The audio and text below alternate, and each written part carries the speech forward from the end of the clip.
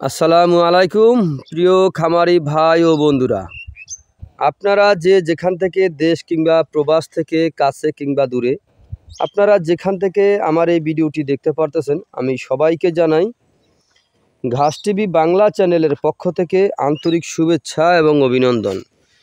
এই যে এখানে দেখতে পারতেছেন, আমরা এখানে জারা ওয়ান হাইব্রিড ঘাস রোপণ করেছি, অথবা এই যে এই পাশে আপনার ইন্দোনেশিয়ার স্মার্ট নেপিয়ার ঘাস রোপণ করেছি। তো ইন্দোনেশিয়ার স্মার্ট নেপিয়ার ঘাস, জারা ওয়ান হাইব্রিড ঘাস, গুয়াতিমালা হাইব্রিড ঘাস, অজানা, জার্মান সকল প্রকার ঘাসের কাটিং আমরা বিক্রি করে থাকি সারা বাংলাদেশে, প্রতিটি জেলা উপজেলা, এবং কি আমরা হোম ডেলিভারিও দিয়ে থাকি। চাইলে আপনি ঘরে বসেই ঘাসের কাটিং সংগ্রহ করতে পারেন।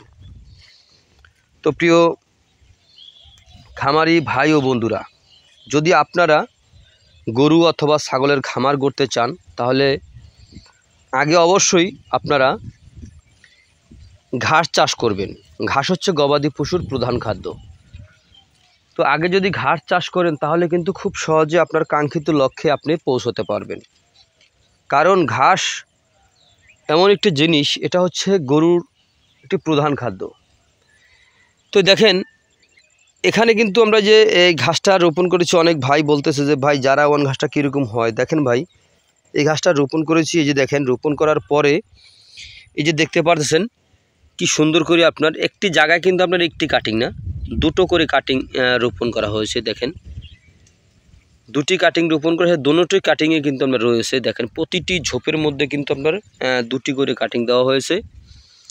তো দেখতে পারতেছেন এরকম ঘাস। দেখেন, তারপরে আমি আবার একটু বলছি, এই ঘাসটা রোপণ করেছি, রোপণ করার সময় কিন্তু আমরা কিছু লাল শাকের কিছু বিচি বুনেছিলাম, তারপরে কিছু ধনিয়া পাতা বুনেছিলাম। দেখেন, তাও কিন্তু আপনার হয়েছে। তারপরে এই সাইড দিয়ে যে বেগুন গাছ রোপণ করে দিয়েছি, যাতে আপনার বেগুনটাও আপনার হয়। কিন্তু লাল শাক ওগুলো তো ঘাসের নিচে চলে যাবে, ঘাস হইতে হইতে আপনার লাল শাকও চলে যাবে।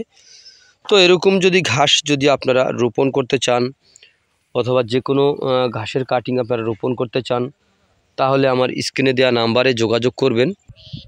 আমরা সকল প্রকার ঘাসের কাটিং বিক্রি করে থাকি সারা বাংলাদেশে। তো আপনারা যে যেখান থেকে আমার এই ভিডিওটি দেখতে পারতেছেন, তো আপনারা সকলে ভালো থাকবেন, সুস্থ থাকবেন। আল্লাহ হাফেজ।